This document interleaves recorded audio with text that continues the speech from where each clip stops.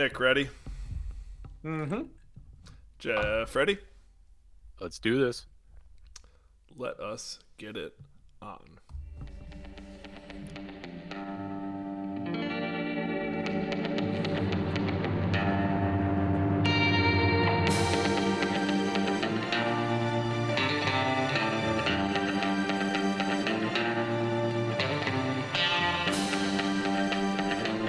Freshly picked and ready for consumption. Here comes another round of the Radishcast. Another Radishcast coming in for you. I'm your fearless commissioner and spreadsheet nerd, Mike Fisher. Along with me, just like every time, my co-host Nick Spillstole and Jeff, maybe next year, Gregory. Let's turn some rumors into facts. We're already bagging it? The season's done? Week one? Call it. Ola Monroe, rebuild? I guess, do you think you're going to pick up a win this week? We'll get into that later. There's always a chance. All right. Welcome, everybody. You guys doing well today? Mm-hmm. Yeah, today was a good day. Yeah, we're at the podcast. We're rolling, baby. Tuesdays might be the new day. I don't know. Seems like it. Seems Seems like like it. Tuesday is going to be the new hotness. People can actually listen on Wednesday versus Keep getting your lineup set early. It helps out a lot. That's true. It really does. It actually really does. So, yeah, looking at last week, obviously Nick was just excited about this before the show, winning some money. I kind of forgot about it too until I was just going through show doc creation. I was like, oh yeah, it's supposed to give somebody money every week. And since Cooley didn't have the confidence to start Younghoe Koo, Blows my mind. Yeah, I don't get that. why would you ever take that man out of the lineup? Yeah, exactly. That's the worst coaching decision ever. Single-handedly won him multiple titles. You're not wrong. So Nick gets the money for Ryan Suckup because the Bucks couldn't score a single touch. Well, they scored one touchdown, I think, but could barely score, so they ended up kicking a bunch of field goals. Nick got the $50 for that. Next week, smallest margin of victory. So the closest game, whoever ends up the winner gets themselves a nice little $50. So always something to look forward to. See, this is where you want to go up against a good team, because then if you barely squeak it out, it's like it's even more for you. Yeah, for you, maybe. I don't want to go up against one of those top three teams. I'm not going to squeak anything out with those guys. I have a better chance of being closer to Monroe, I think, than Tony. Right? I have an odd feeling that whoever plays Monroe is not going to get the closest margin of victory. No. Unless it's Stank. Oh, no. Then Monroe gets the closest margin of victory? True. Actually. All right. Well, since we're already talking about it, let's hop into last week's matchups.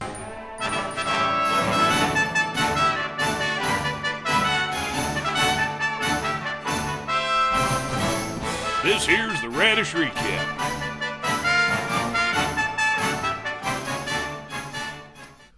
Radish recap, we got Grizzly Adams and Coach Alex Cooley taking on Archduke Fish and Coach Mike Fisher. Dukes came into this one as a 20-point favorite and took the win 133-87. All three of us had faith. All three of us were rewarded for that faith. Jeff, I'm going to toss it over to you first. What you see in this game? Well, I see, Mike, your team putting up almost 134 points and with a pretty bad game from Tom Brady, so that's a little nerve-wracking, and T. Higgins playing barely any of the game. So you had a couple guys that just really stood out here, Barkley being probably the most dominant, and Jonathan Taylor doing Jonathan Taylor things. So, overall, Mike, you got to be pretty happy with your week one performance. You had a couple of guys that usually don't perform that bad, that performed pretty bad, and you still walked away with, the third most or fourth most highest scoring week. So got to be confident in that. Yeah, I got to say, when Kittle ended up being out, and I was like, I kind of find out who I want to play at tight end, and Gerald Everett ended up coming through for me, but before that happened, T. Higgins got the early concussion after his second catch. I was like, all right, here we go. This is another one of those stupid games where Cooley's going to find some way to pull it out, and I'm going to get pissed. But luckily that didn't happen. And like you said, I expect better things ahead for Tom Brady. But Nick, what about Cooley's side of the ball? What'd you see over there? One thing that was pretty surprising, Devontae Smith was 0 catches, 4 targets it looks like here. A.J. Brown, you and me were talking about this a little bit earlier, Mike. Hyper targeted A.J. Brown, traded for him, got to get their money's worth, The story of this team, it's Lamar Jackson and Kelsey trying to get them a bunch of victories, and they both performed, but the rest of the team didn't do enough. So. Yeah, for sure, and it's going to be weird with that running back room, right? Chase Edmonds, I think there's probably better days ahead, but Tony Pollard, that Dallas offense as a whole, I think is going to take a big hit with Dak getting hurt, and it already didn't look that great when he was in there. So that's going to be really interesting as far as his running back room. Maybe when Dobbins is healthy, he rights that ship, but there's not other guys on the bench that I'd be excited to throw in there right now. So he maybe just has to ride with that, But yeah, no, that pretty much sums that game up. Moving on to our next one, we'll take on the SCLSU Mud Dogs and coaches Troy Hecht and Joe Harper taking on Lil Jordan and Coach Jordan Chartier. Dead even line in this one. The Mud Dogs took the 106-86 victory. Jeff had this one right. Nick and I both thought a little more out of Lil Jordan. We're not rewarded there. Obviously, and I think probably the biggest story of this one is Dak getting hurt, a terrible game even outside of that injury. But getting under 5 points for Jordan here, but then also being hurt, right? Joe Flacco, the only quarterback really left on his roster. Really going to be curious to see what Jordan does coming out of this. Aaron Jones was about 50% involved, splitting pretty evenly with A.J. Dillon. Curious to see they also split the receiving work. I think Dillon had 6 targets to Jones's 5, so pretty even. Coming out in the wash.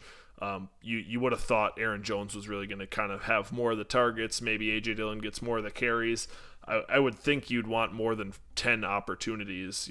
5 targets, 5 carries for Aaron Jones. That's really just not that much. So got to be a little disappointed there if you're Jordan.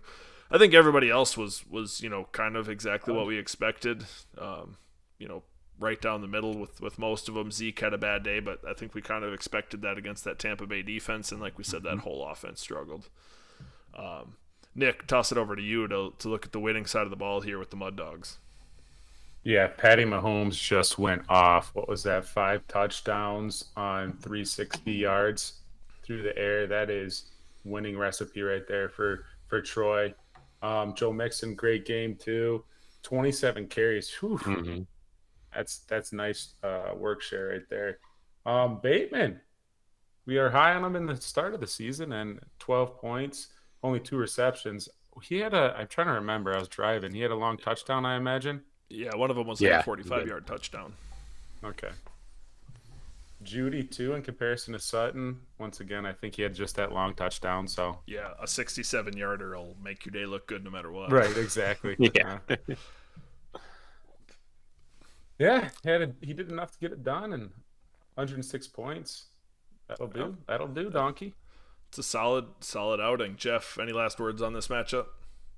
Yeah, I'm just looking on Troy's side of the ball. He's got some young guys that, this week performed pretty well in Bateman and Judy, like Nick said, but, Kyle Pitts only getting less than 3 points. I don't think that's going to be the norm, this year. So I think Troy's got to be pretty happy with his performance, putting up, 107 points. And then on the flip side of that, Jordan, like you said, Mike, what is he going to do it in the quarterback room? And, you would hope that if your quarterback goes down, your running back out there being Zeke Elliott would step up, but, just didn't really get much going on. And about the only bright side that I can see that Jordan's got is that Gabe Davis play starting on that Thursday night, getting that early touchdown, starting everything off hot. And then unfortunately it kind of went downhill from there, but just week 1, he's got a long week ahead of him, but sure he's got to feel good about that first win.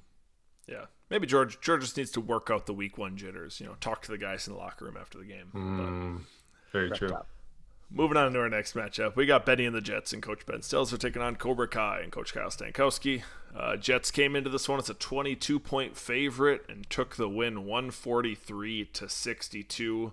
I mean, we talked about me scoring 130-some with 10 points out of Tom Brady. Well, here's 143 with 3 points out of your starting quarterback, right? Aaron Rodgers, 3.5 points is not – I mean, it's nothing, right? No matter what, he's going to get better performances there. So, when you look down the line, Kareem Hunt had a huge day, got a lot of goal line carries, also caught a touchdown. So I don't know that you're going to count on that every day or every week from him. But what you can count on, I think, is Kupp, Diggs, Adams doing what they do.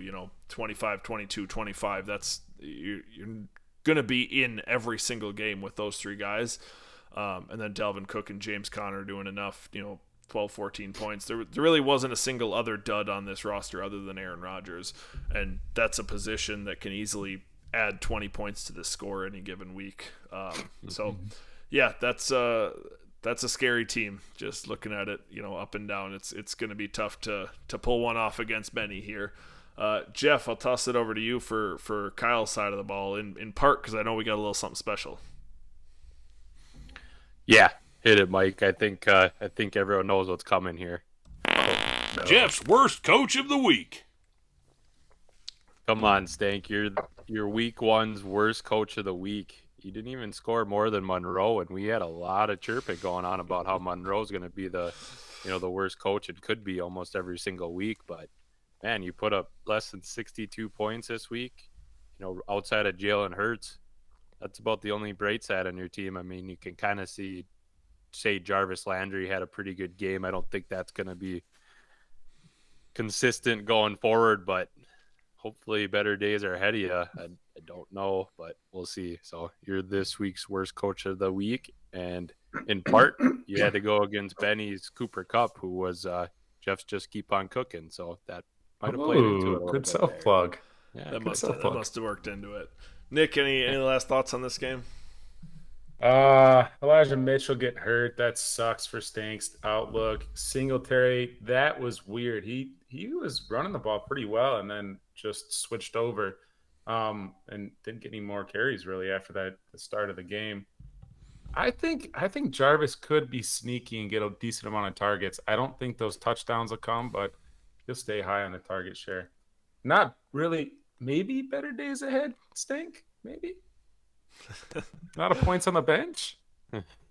Then that's, I think, going to be the problem with Stank's team, right? We talked about this a little bit in our group chat earlier today. Sleeper puts out that end of week report. Stank was 48% of his optimal lineup, but I think that's what we've been talking about for years with Stank's team is decision making, right? You got 4 or 5 running backs that are all kind of in that same tier. You got to pick, and it seems like more often than not he's going to run into this situation where he gets a couple wrong and it hurts him. So yeah, definitely a rough one for Stank. Moving on to our next matchup, we got Taint Ticklers and Coach Nick Stoll taking on Ball Is Life and Coach John Lamers. Ball Is Life's a 10-point favorite in this one, but Taint, the underdog, came in and took the win, 95-86. Jeff did not have faith in our toilet bowl hosts, but suck it, John. Nick and I, if Jeff's going to plug his things, maybe I can plug Mike's Against the Experts pick. I mean, smart. Got you. I like what you did there. No, yeah, that's a big win, Nick. I'm gonna toss it to you first. I mean, this win in my spreadsheet gave you a 14% boost to your playoff odds from 40% to 54%. Why don't you talk through the game a little bit? Yeah, we love to see that. Suck it, John. I needed this win pretty bad because next time I play him, my entire team is on bye in week 14, so I had to take the first one. Decent game throughout. Gibson really surprised me with that passing work.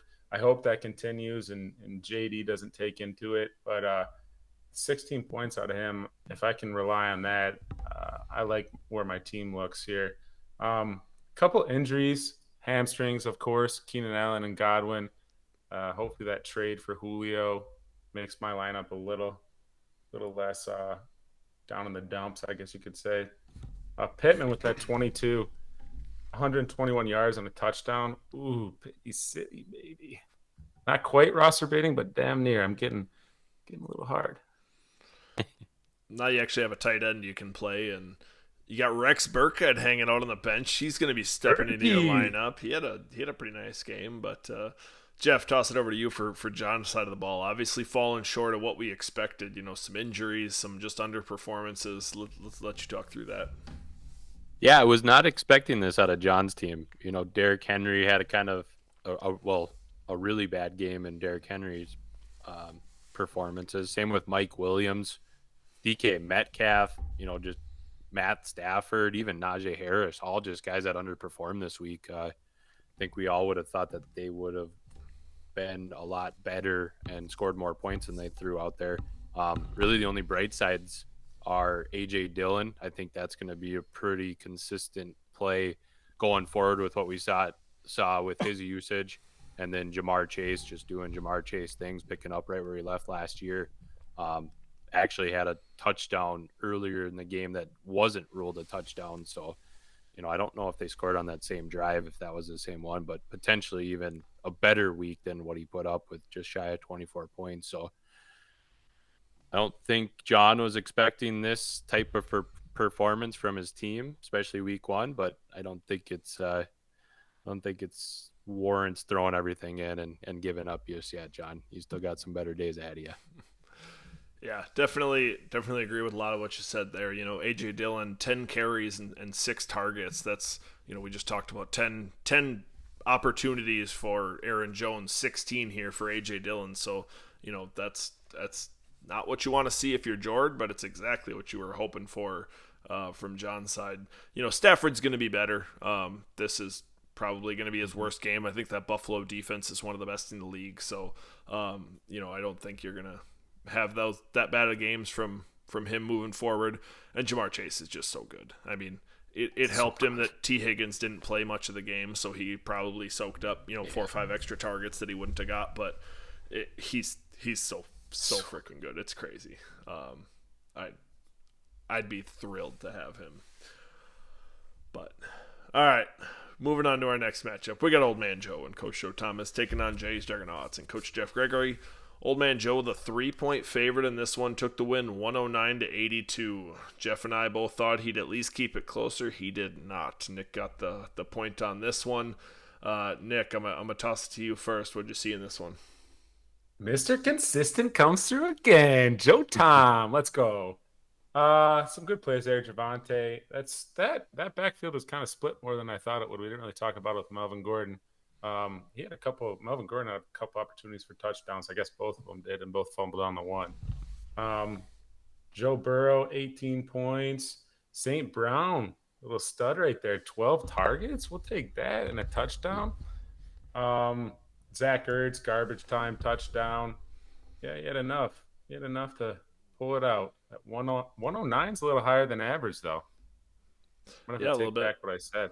Yeah, A.J. Brown, stud. Just a stud. Yeah, Javonte Williams had the second most receptions on the week of anyone behind Cooper Kupp. 11 catches. Everyone else, there's a couple people with 10 catches. Cooper Kupp had 12 or 13. 11 catches for Javonte. That's going to be good things coming forward. Back. But like you said, it's a lot of split. Gordon got a lot of run in that game. Man, one thing that's crazy, quarterback scoring is so broken in general. How can Joe Burrow have 4 picks and a lost fumble and score 18 points? Like, that just doesn't make sense to me. It's ridiculous. He was negative for so long, too. Yeah, like, it's crazy. Like, you see stuff like that, and you see stuff where, like, a rushing quarterback has, like, a similar line, but they run in a touchdown and, like, get, like, 60 yards and they have a good game. And it's like, that's just so crazy to me. Yeah, I keep getting notifications like, oh, Joe Burrow, interception. Oh, Joe Burrow lost a fumble. And I'm like, oh, man, he must be terrible this week. 18 points. Crazy to me. DJ Moore, I expected. Yeah, that's true. Expected a little bit more from DJ Moore in this one. I thought that Baker would move that offense a little better than he did. He was disappointing. Christian McCaffrey was disappointing. That whole, Carolina offense was just weird. Robbie Anderson show, I guess. But Jeff, long touchdown. That was about it. Yeah, Jeff, tossing it over to your side of the ball here. How do you feel about your team coming out of this game? I don't think it's time to panic, but I just didn't get the touchdowns out of my guys. I had one touchdown besides my quarterback out of McLaurin, and it was kind of just one long play towards the end of the game. But, ETN had 2 opportunities that he didn't get in there. He had one where if you just catch it, he walks in out of the backfield. Goddard, I think, had one that he got down to like the 1 yard line, if I remember correctly. So right there, I thought Penny actually looked pretty good and pretty explosive early on in that game. And then, the second half kind of got away from it a little bit, but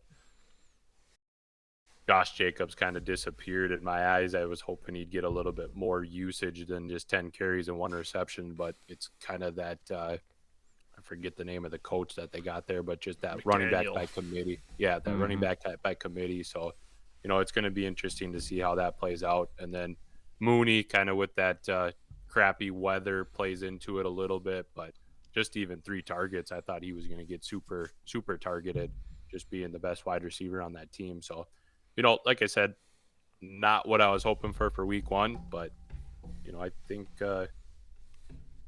not time to panic. Just Yeah, I thought there was some promising things for you too, right? Goddard having 3 catches for 60 yards, that's good involvement for a tight end, and good targets too, right? You're not necessarily excited about 3 catches, but when he's getting 60 yards, that means they're at least looking for him in chunk play situations versus little 5-yard dinks and dunks.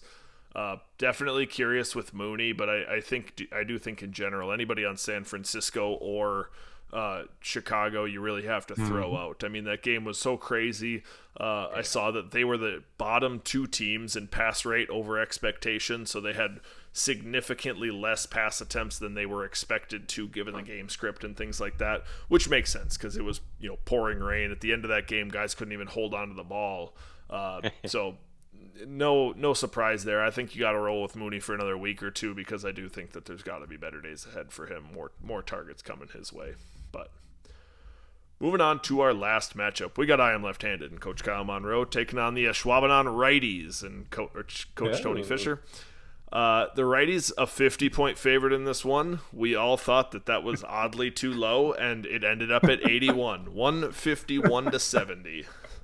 I gotta say, 70 points is more than I expected. True. For Kyle. So good job, I guess. I don't really know what else to say. The righties. You look up and down this lineup. Josh Allen, sick game. Eckler, a down game. So there's room to come up from this. 9 points from Eckler is less than you've seen in the past. I did think that backfield was a little more split than I expected. Michelle got quite a lot of work, especially not being there that long. Chubb this is what Nick Chubb is, and this is why I don't own or want to own much of any Nick Chubb. 141 yards, like that's an insane game. Absurd. But he has 14.8 points. Kareem Hunt was getting goal line work. He got 1 catch for 2 yards. Like there's just nothing else to it. So he has to get touchdowns for you to be happy about it. Right. Yeah. Not that you're unhappy about 14 points, but when you see that it's 141 yards, you hope that there's a little more juice in that. So Justin Jefferson right in that same. Oh my God. He's insane. Scary. Dude, just 130 and 2 touchdowns. It wasn't even halftime. That's just absurd. Yeah. Swift as well. Swift had an incredible game, looked incredible. We kind of talked on Rashad Bateman, only the 2 catches, got the 1 bomb touchdown. Mark Andrews had 5 catches, only 52 yards. Devin Duvernay got 2 touchdowns in this one. I don't think that's going to be a regular thing, but there's always the kind of, pause to look and like, okay, if the touchdowns don't come, the Ravens pass catchers, maybe, you kind of go back into that circle of, do they pass enough to get consistency? And I still think, Andrews is still great. I'd still start Bateman every week, but just definitely room for downside with those guys. So Nick, toss it over to you. Take a look at the lefty side of the ball here. Yeah, so the lefties over here, it doesn't look good. It's disgusting. Kyle's doing his job scoring more than we thought. Well, Zay Jones, a decent game there. Julio didn't look terrible. I traded for him, so hopefully he can stay healthy. And then really Kyler Murray. That's about all he's going to have left after this week. And at that, hit that trap, Mike. Nick's garbage time all-star. Trash. I love trash. Yum, yum, trash. I want to eat trash. Oh, yeah, I like that one more. Oh, that's funny. We got the new drop on the show today. Ooh, I love it. Trash, trash, trash. So Kyler Murray is my garbage time all-star. He had 2 touchdowns in the fourth quarter, down by 30, I think both times, if I remember correctly. Really, there's no garbage time all-star that made a difference in any game, but these 2 touchdowns made a difference in Kyle scoring more than Stank, and it's just funny. Yeah. Suck it, Stank. I mean, when I look at the roster, Stank's team looks so much better, but like we said, it's about picking the right guys, and Kyle didn't have choices, right? He had to play a certain set of guys. Stank made some choices and made the wrong ones. So, yeah, that's a rough game for the lefties, and I have a feeling that is not the worst one. So, all right, after 1 week, good week for us overall, and I think partly because there was a lot of blowouts that we kind of expected. So Nick currently in the lead, 5-1, only got one wrong. Jeff and I both 4-2. Not thought going on there, but Yeah. I'm sure as we get some more competitive games, maybe that gets a little harder, and more 50-point lines like we're gonna see in a little bit here. Those are hard to pick against. So, with all that, let's hop into our next one.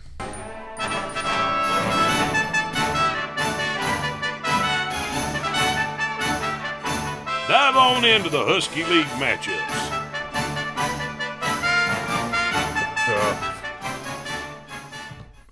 Husky League matchups. So before we jump into this, we do have a little sponsor read coming from Nick. So Nick, go ahead and take it away. There is you can go ahead and skip the part you can't read, but the second part's a pronunciation guide. There's a pronunciation guide for you. You got this. Go ahead.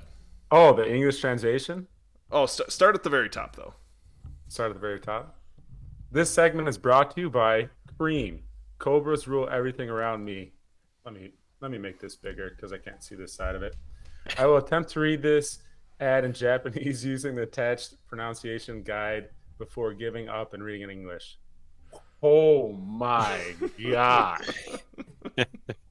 Maybe I'll throw this up on the screen quick for others to see what Nick's trying to accomplish right now. I can't even read in English. These guys know that. Sen no tayo no yo ni subarshi kobrua o mio. I can't even. Let's hop into the English version. Yeah. God dang. Behold cobras as wonderful as 1,000 suns. May God have mercy on the strange tater boy who faces inevitable doom at the hands of the mighty Kai. Wow. That's impressive. That was impressive. I like it. I got a little spooked this morning when I got a text from Kyle saying, so if I send you something, Nick has to read it, right? As long as it doesn't send him to jail or get him fired. And I was like, I mean, technically, yeah. Those are the rules. That's the rules. And did not disappoint. That's exactly what I got. So hilarious. Hopefully the gods can have mercy on the strange tater boy. You're a strange boy. All right, looking at our first matchup, we got Grizzly Adams at 0-1 taking on Lil Jordan at 0-1. Grizzlies a 2-point favorite in this one. Nick, I'm gonna throw it to you first. What you got in this one? What do I have?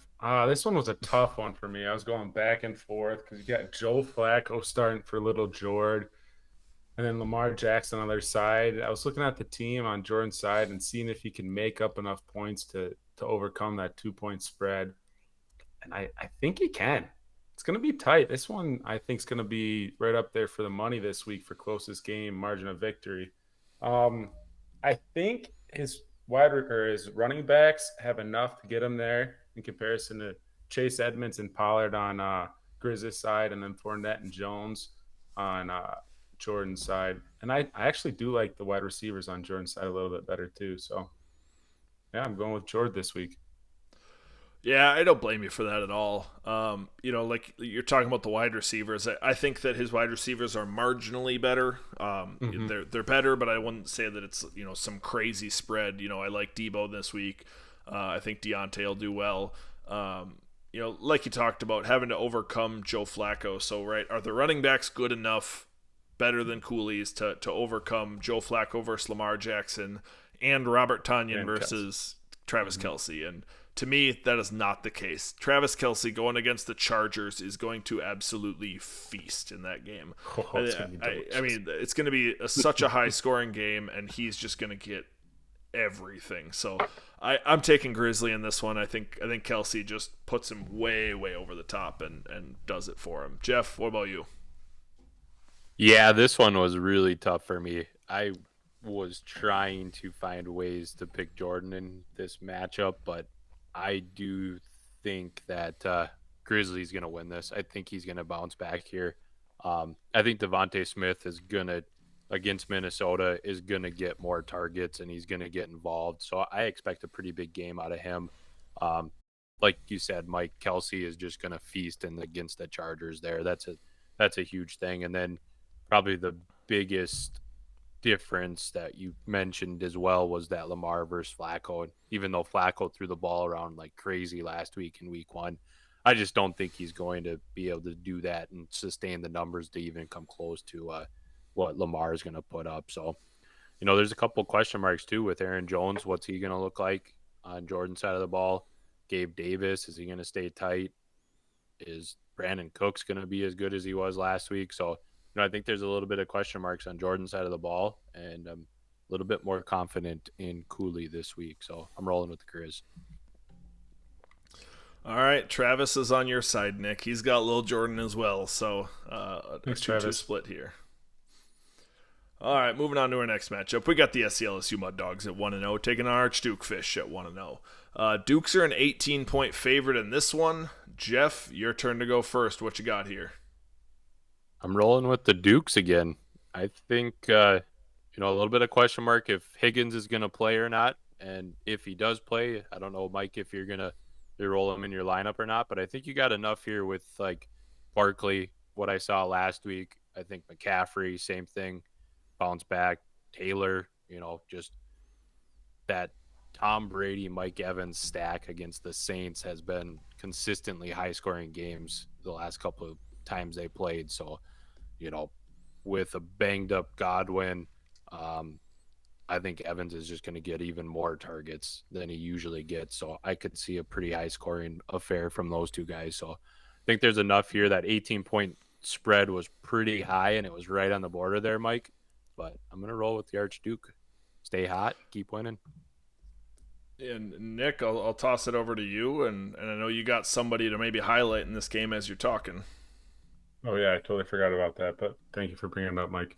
Yeah, so I'll go over on Troy's side of the ball. I mean, a couple of really good matchups. I think you got Kansas City versus the Chargers for Mahomes and Mixon versus Dallas. I know they didn't score a bunch of touchdowns, Tampa Bay didn't, but I think that game script is going to be favorable for Mixon. I think since he's going to get up big with Dak not being there. And I guess you can say it's not the main reason, but one of the reasons that I'm taking Archduke Fish this week is because of Nick's bum of the week. Spare any change, sir? No, off! CeeDee Lamb is going to be my bum of the week. He's projected 13 points, and there is no Dak. So I don't think he's getting there. Yeah, I thought it was weird that they decided not to put Dak on the injured reserve, so they're hoping that he can come back before 4 weeks. We saw Russell Wilson do that last year with the same injury and just couldn't throw a ball. So I don't really know why you wouldn't just give him 4 games, assure him the time to at least recover. It's a 4 to 6 week timeline anyway, so it's not like you're extending it out really. That confused me a little bit, but yeah, I agree that Dallas offense is going to struggle. I took myself as well in this one, and maybe something you guys didn't touch on. McCaffrey gets the Giants, Jonathan Taylor gets the Jacksonville Jaguars, and Saquon Barkley gets the Carolina Panthers. Just fantastic matchups for all three. We all know that running backs are all I care about in life, and that's all that matters. running back is life. So I'm taking myself in this one as well. Travis also rolling with the Dukes here. I'm curious, a little exercise here. If I bump this line up to 25, do you guys still both take me? 25.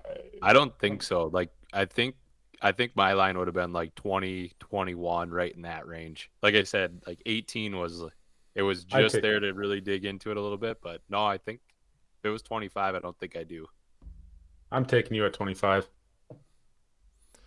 I think that's where it gets close for me. I think I am. There's players on that Mud Dog team that scare me. That it's like, okay, I could see a path to him going off and him having good weeks where I'm in trouble. So I definitely don't feel like not relaxing going into this one, but I think I got a good shot.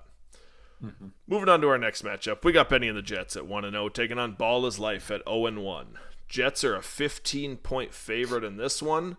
Jeff, lead us off here. What do you got here? We get there real quick. I am gonna roll with Benny and the Jets. With what I saw out of his wide receiver group in week 1, there's no way I'm going against him for week 2. With Cooper Kupp against Atlanta, Diggs against Tennessee, Adams against Arizona, like those are some pretty favorable matchups for the top tier guys on Benny's team. And then even his running back room, when you're rolling out Cook and Connor and Hunt, like Hunt against the Jets, that's scary. That's awesome, And then Aaron Rodgers with a bad week in week 1, revenge against the Bears. Oh, he's going to bounce back and just put up monster numbers. So, yeah, I think there's enough here on Ben's side to cover that 15-point spread. So I'm going with Benny and the Jets. Yeah, if you'd have told me coming into the year that this matchup between these two teams would have a 15-point line in Ben's favor, I would have told you that I was taking Ball is Life 10 times out of 10, because I thought that his team was up there, was good enough. But really what it comes down to me is Derrick Henry going against the Bills, like I just talked about. I think that's one of the best defenses in the league, and I think that they're going to be able to stop Henry in this one. That stacked on top of the Rams running backs, not really, you can't play Akers. You could probably play Darrell Henderson, but you wouldn't feel great about it just in case all of a sudden they decide to flip it and now Akers gets 15 carries. And then Najee Harris leaving the game with an injury. Even if he plays, or do you feel fully confident about that? There's just a lot of questions there. So I think Ben rolls in this one. I'm taking the Jets as well. Nick, who you got? Yeah, I got the Jets in this one as well. I mean, Jeff touched on those matchups. It is just glorious for those wide receivers, those top three. And then Dalvin, I mean, Swift and Williams just tore up that Philly defense last week. So I think Dalvin's going to have a heck of a bounce back game this week. I'm taking Benny and the Jets. And Travis has the Jets as well, makes it a clean sweep. Before we move on, I do have one last player that needs to get highlighted. Jeff's keep on cooking. Who wants some man meat? I do. I want some man meat. Yeah, we touched on him in the recap, Jamar Chase. I think even though he's on the losing squad with Ball is Life this week, I think he's just going to have a fantastic game playing in the Dome against Dallas. We touched on that matchup probably being pretty favorable for the Bengals. So fortunately, John, he's not going to do it for you to keep you inside that spread or win it the way I see it, but he's just going to keep on rolling and probably keep on rolling all year. So Jamar Chase, Jeff, just keep on cooking. Yeah, I got no arguments here. Moving on to our next matchup, we got the Taint Ticklers at 1-0 taking on Cobra Kai at 0-1. Taint Ticklers a 25-point favorite in this one of the bigger lines of the week. When I'm looking at this matchup, I definitely see some things to be excited about on Stank's side of the ball, 1 week of clarity. He saw James Robinson get a lot of work and was healthy, feels a little more comfortable with him in the lineup. Robbie Anderson, maybe it was a 1-game sample size, and that's not going to be what it is moving forward, but I see he's got him in the lineup. I think that's a smart move. Ride the hot hand as well as you can. And Rondale Moore, if he's healthy and he gets back out there, he's a hell of a lot more talented than Greg Dorsch is. So I think he immediately gets those targets that he was getting. And you saw AJ Green only got 4 targets last week, so it's not like he was super involved. So really it turns into the Rondale, Hollywood, and Ertz show there. And I think Rondale can carve out enough of a role if he's healthy to make something happen. So, Nick, I think you win this game. I don't think it's ever particularly close. I just don't think your team has the firepower to support a 25-point line. So I got to take Kyle in this one. I think he covers this line, and it's going to go ahead and be my... Mike's against the expert's pick. Are you going to listen to a big dummy, or are you going to listen to me? I just don't know that you can push over the top without Keenan and without Godwin and some of your big-name guys. So... I know both of you guys are very much up in the air on this one. I don't even know if you guys know who you're going to take right now. So, Jeff, why don't I throw it to you first, Jeff? What do you got in this one? You are 100%. Coming into this one, I put like a question mark next to who I wanted. So the more I'm looking at this and the more I'm feeling it, I think I'm going to roll with the taint ticklers on this one. 25 points is an aggressive line, but Gibby, the way he was playing last week going against Detroit, Julio Jones with no Godwin, hopefully sees a pretty big bump. Allen Robinson too. I'm hoping they're going to try to get him more involved. And then Pittman, what I saw of Pittman last week was just awesome. So, Nick, your trade with bringing in Julio Jones and Waller, you're rolling both of those guys in there. Like, I think that's going to be a big play for you this week. And, one question mark I have is, Kamara, what's his health look like? Is he going to be in there? If he's out, you got Ingram on your bench too, so you can roll him. So you got kind of a backup play there. So I think Burkhead, baby. So I think there's enough here, Nick. I think it's going to be really close to that 25 mark. I was hoping it'd be a little bit less, but let's see what the Taints got this year. Let's see if it's the year of the Taint. Oh boy. Year of the Taint was just 1 year behind, maybe. On that Kamara news, I did see today that some people I follow on Twitter that are pretty tuned into injuries basically said it's going to be a pain management thing. It's not going to keep him out of the game, but he's going to be playing through pain. That's got to be a little scary going up against the Tampa Bay run defense. If he's playing, you can't sit him. Like there's no way you can have the stones to do that. So that could be painful. Nick, toss it over to you. I know you were even back and forth on this line. What do you got? Yeah, I have both names down in the notes right now. It's kind of nice listening to both sides of the argument. I mean, I'm favoring myself, of course, because I want to win. But 25 points is a lot. And we got Pittman, first game of the season. He went off. Does he repeat that? They're going against Jacksonville. Is JT just going to eat and game script passing out of it? I think so. Allen Robinson, I don't trust him enough to score more than 5 points this next week. Hopefully he does. And Gibson, I can't trust yet. Is that receiving work going to be there? I have no clue. They look sharp that first week. I know they did. If it was a lower line, I'd take myself. But 25 points plus Kyle making me read all that got me at my head a little bit. I think I'm going to take Kyle to cover this one. All right, but I'm Travis, still beating his ass. It's going to be 20 points instead of 25. Probably. Travis has the Taints winning this one straight up as well, so no surprise for anyone there. Moving on to our next matchup, we got Old Man Joe at 1-0 taking on I Am Left-Handed at 0-1. Old Man is a 49-point favorite. Kyle, just improving every week. You were a 50-point underdog last week, now only 49. In no time, you'll be winning games. So, I'll take a quick look at Monroe's side of the ball here. Because it'll be quick. Just a quick one. Very quick. Kyler Murray done. Yeah, that's it. I do think Cole Kmet's gonna have a better week than last week. We talked about that Bears matchup. He'll get a couple more targets than he did. Zay Jones had a surprisingly good game, was relatively involved, so I don't think that's going to equate to a lot of points, but, he's a player. That's about what I can say. He's on the first string, I guess. Yeah. And I know people were. I didn't even realize Kyle's starting both backup Kansas City running backs. That's something. Isaiah Pacheco had a good week last week, had 67 yards, the most rushing yards on the team. But when you actually dive into that, it was one single carry in the second quarter, and everything else came in the fourth quarter when they were up by 30 points. So really not something you can actually count on. You give him credit, though. He showed he can do anything on an NFL football field. That's something. I just don't think it's indicative of anything going forward. Kyle projected for 60 points. The all-time league low score is 56. So I'm going to go ahead and bet on old man to cover this one. Jeff, toss it over to you.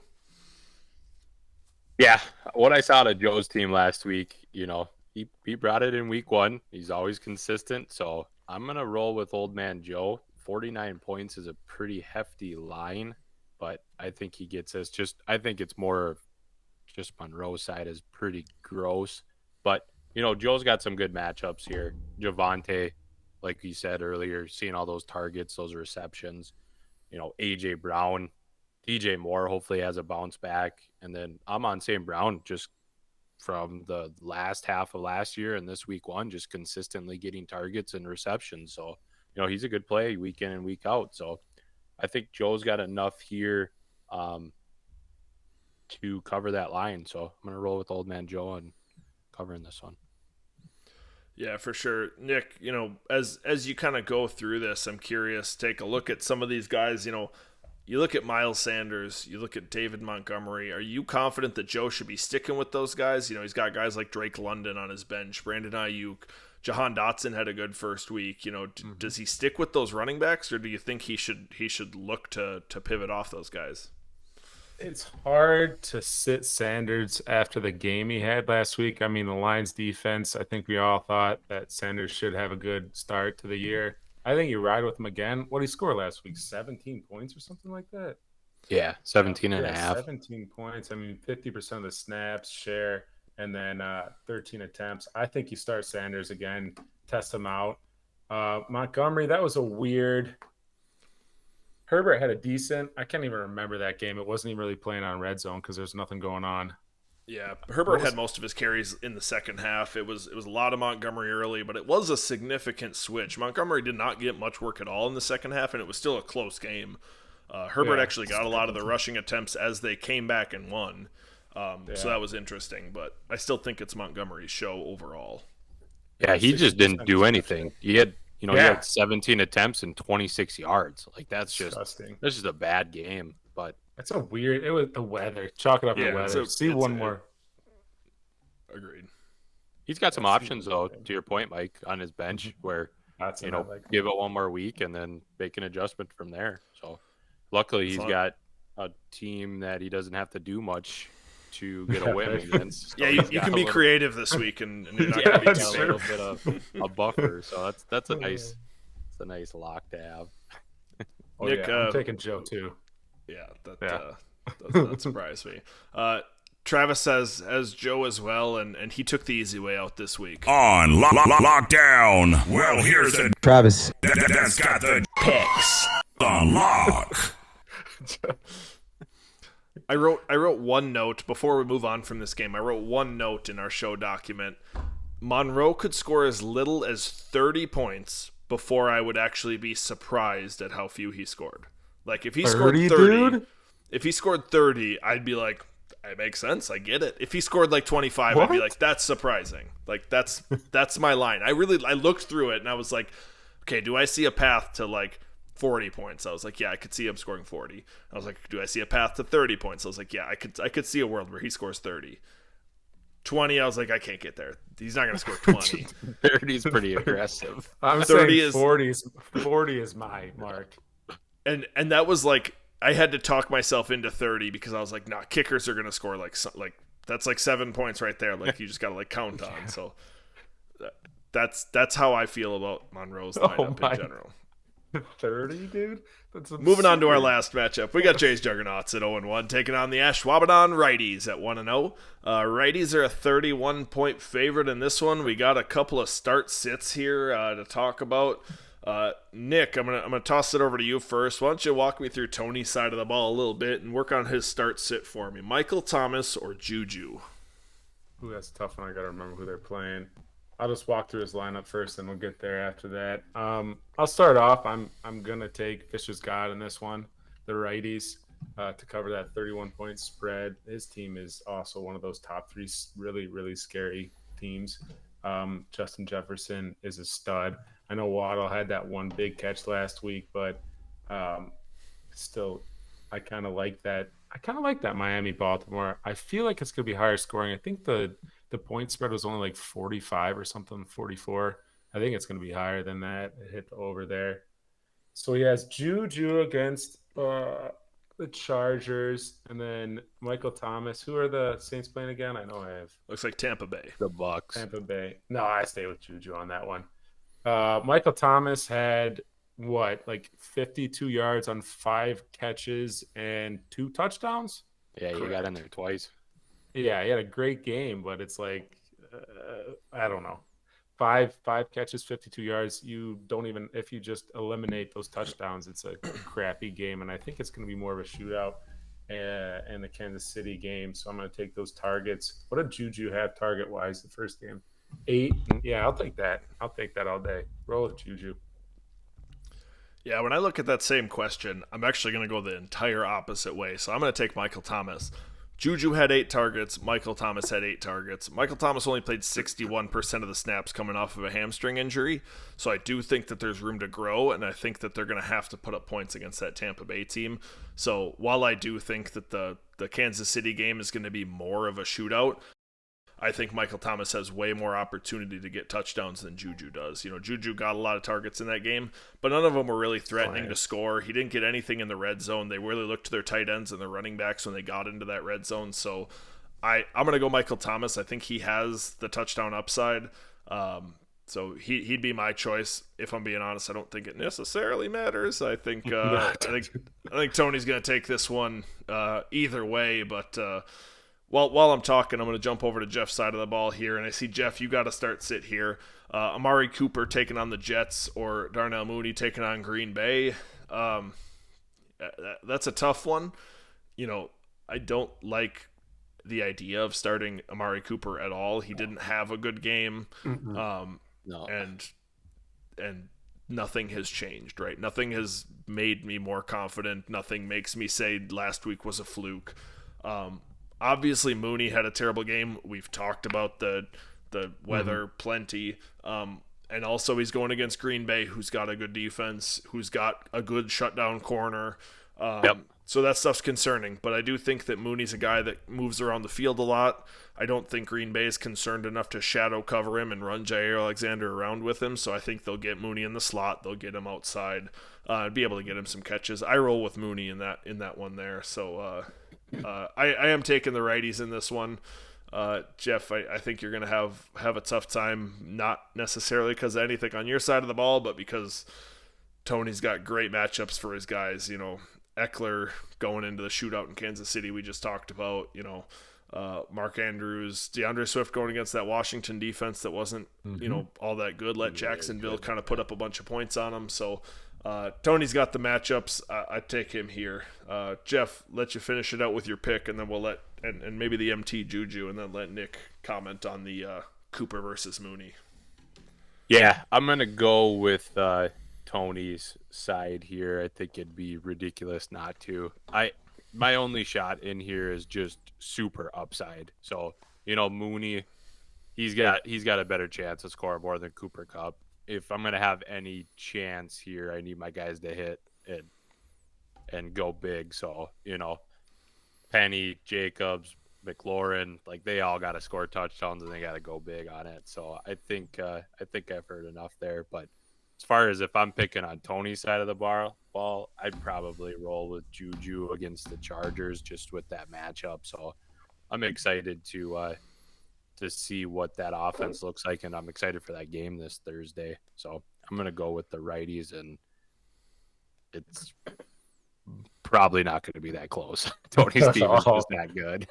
Defeated. Yeah. My extremely surprised look was because you said that Mooney has a good chance to score more than Cooper Kupp versus Amari Cooper. Okay. Classic. I saw you look, and I was like, You're like, wait, what? Did I screw up? What did I do? Did I? So, Nick, any last comment on the Mooney versus Cooper?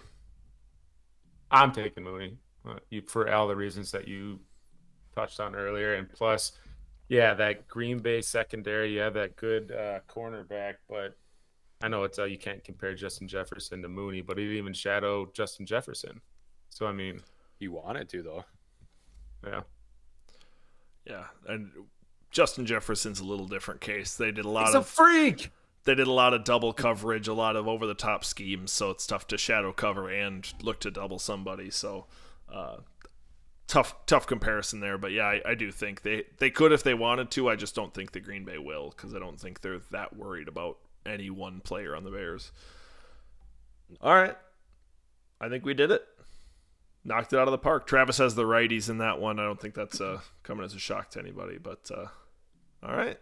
Got those matchups out of the way. Let's hop into the old classic. Ask me the questions, Bridgekeeper. I'm not afraid. This here's Mike's. Will it happen?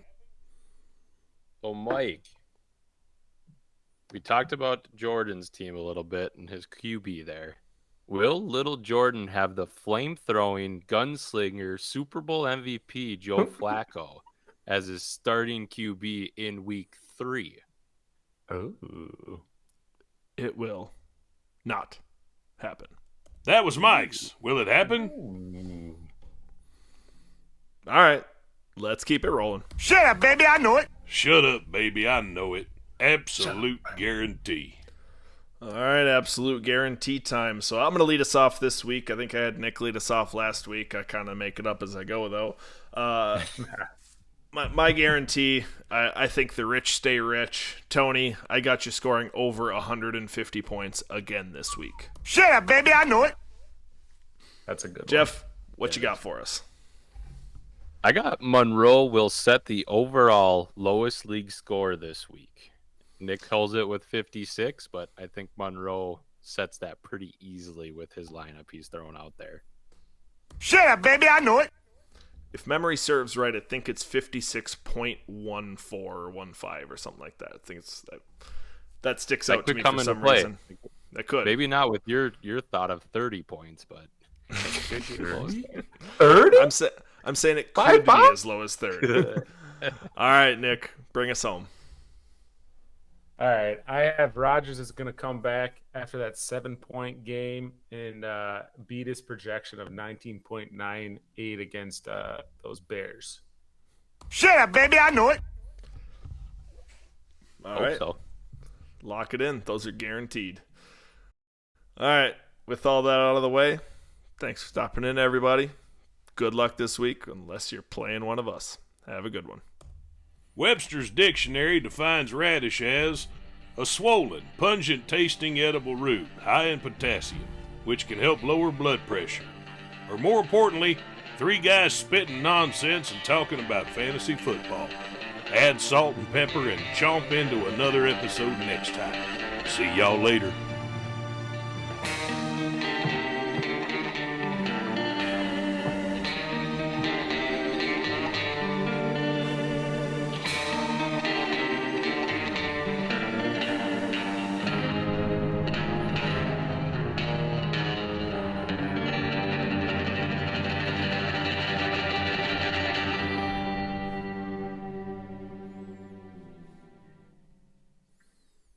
That's right, boys.